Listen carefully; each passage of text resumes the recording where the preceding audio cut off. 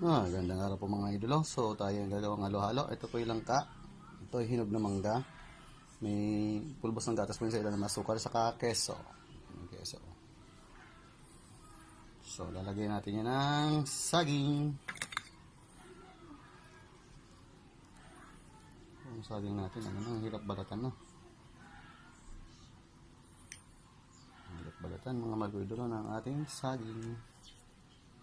Dikit na dikit ang balat, oh. Hirap ng balatan mga mag-idolo. Halo-halo po yan. Sarap yan. Pulbos ng gatas sa suka lang po. Ayan. Ang lalaki ng hiwa natin.